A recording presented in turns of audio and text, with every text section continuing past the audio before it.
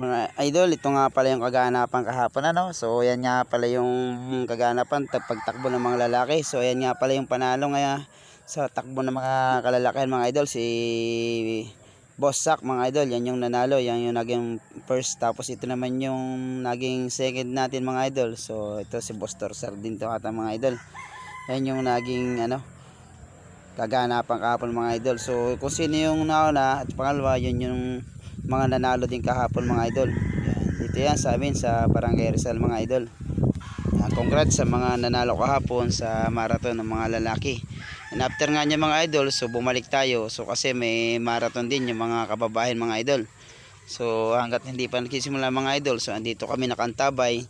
Kami mga mag-a-assist sa marathon ng mga babae naman. So andyan din po talaga ang ating kapulisan. So talagang hindi po sila umalis hanggat hindi po natatapos ang palaro po dito ng Sitio Paraiso mga idol sa kanilang pagtakbo mga idol. Sir Blaser, shout out sa iyo Sir Blaser. Yan o, kagwapings niya ni Sir Blaser, napakabait pa.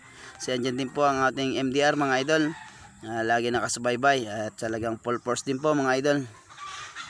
In case na mayroong mangyaring hindi maganda ay andyan po sila nakaantabay po dito sa palarong itong gaganapin. So yan po yung kaganapan kahapon mga idol. So yan po, habang sila nag-prepare mga idol, so andito tayo, nag-assist tayo. So video para in case of ano mga idol, tayo ay makapag-support sa kanila mga idol. So makikita nyo mga idol sa banda doon, ayun yun, doon yung mga babaeng tatakbo mga idol. So ayan, maya maya sabi ni Kagawa de Ramon, pinapiston na nila yung mga mananakbong mga babae. So nakakatuwa mga idol, at sa tagal ata ng panahon ngayon lang uli ito na nagkaroon ng ganitong panra na ganito. So ayan mga idol, nakapisto na nga pala yung mga babae.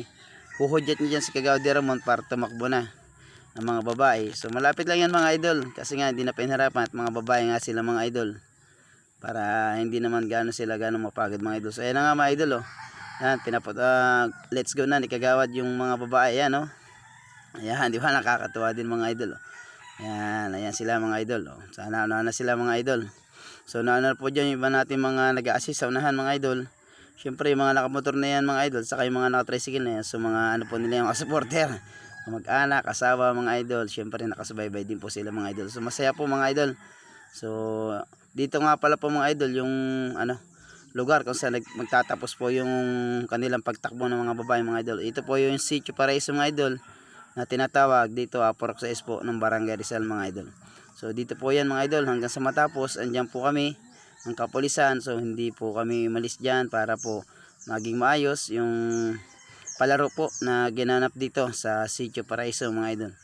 Yan, daming tao po dito mga idol. So dyan po dito nagtapos po yung palaro nila mga idol, yung mga tumatakbo mga idol. Kaya maraming salamat po at na tapos ng maayos yung palaro dito sa Sitio Paraiso.